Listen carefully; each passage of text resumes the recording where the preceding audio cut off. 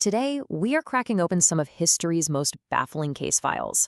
We're talking about artifacts found where they just shouldn't be, doing things that shouldn't be possible.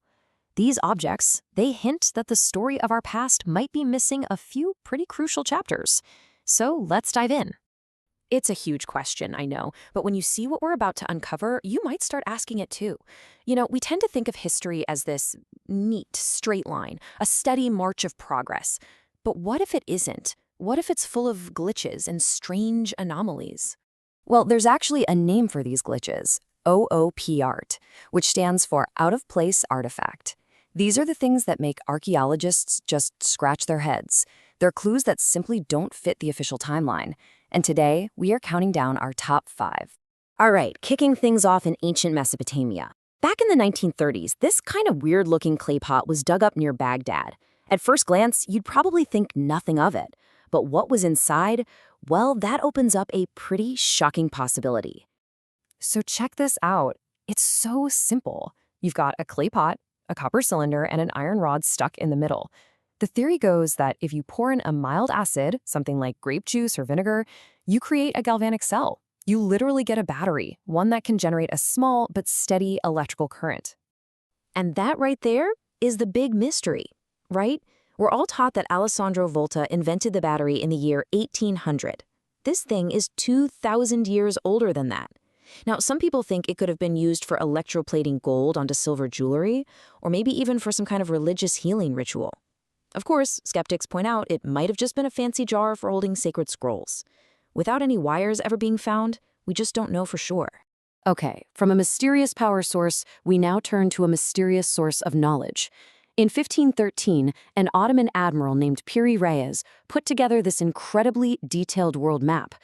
The thing is, it showed something that was just flat out impossible.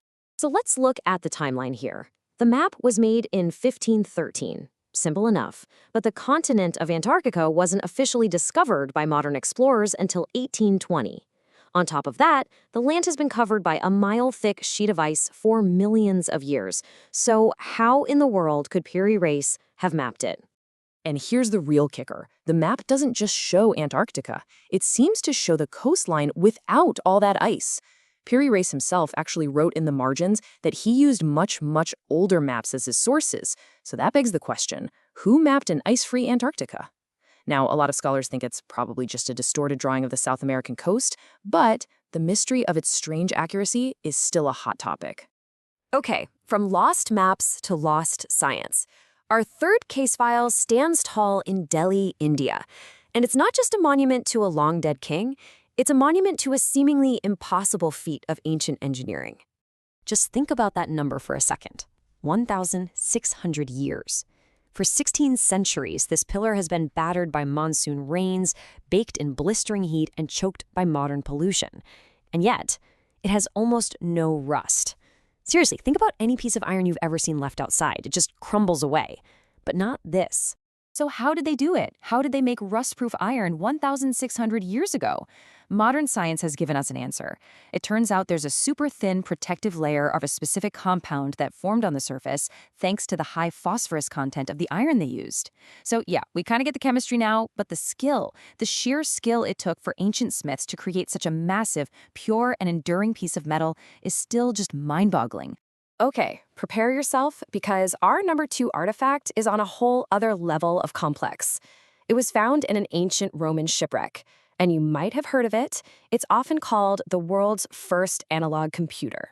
This incredible device, dating back to 150 BCE, was packed with a complex system of over 30 interlocking bronze gears, and with it, you could predict the movement of the sun, the moon, and the planets with stunning accuracy. Now get this, technology with anything close to this level of sophistication didn't show up again until the big astronomical clocks in Europe in the 1400s. That is a 1,500-year gap in technology. It's like finding a brand new smartphone in a medieval castle. It just doesn't make sense. So far, we've seen electricity before its time, maps that shouldn't exist, and technology that got lost for over 1,000 years. But our number 1 case file, it challenges something even more basic.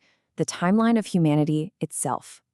So, the story goes that in 1936, a family was out for a walk in London, Texas, when they found this weird rock with a piece of wood sticking out of it.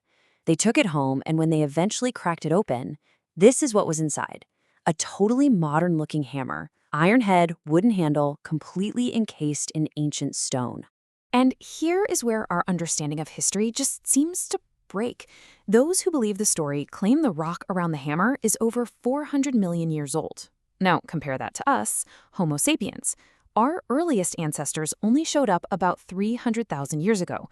You see the problem here? It's an absolute paradox. So, what's the deal? How is this even possible? Well, geologists have a pretty straightforward explanation. They argue the rock isn't ancient stone at all, but what's called a concretion, where minerals just happen to solidify around a much more modern object, probably a 19th century miner's hammer that got dropped. But the creationists who own the artifact say, no way, it's ancient. So which is it? A tool from a time before humans, or just a weird geological quirk? So let's just do a quick recap. We've got a battery from 2 millennia before its time, a map of a continent before it was supposedly discovered, an iron pillar that just refuses to rust, a computer that's 1,500 years too early, and a hammer that might be older than humanity itself. You see, these aren't just one-off oddities. They represent entire fields of knowledge: metallurgy, cartography, electricity, astronomy, that seem to just appear and then completely vanish from the historical record. It's a pattern. It's a series of glitches in the timeline we thought we knew so well. So where does that leave us? Are these things just strange coincidences? Misinterpretations? Statistical outliers in the millions of years of history? Or are they puzzle pieces from a completely different puzzle? Are they evidence of forgotten civilizations, lost technologies, and a human story that is far, far older and more complex than we can even begin to imagine? That's the question these impossible artifacts force us to ask.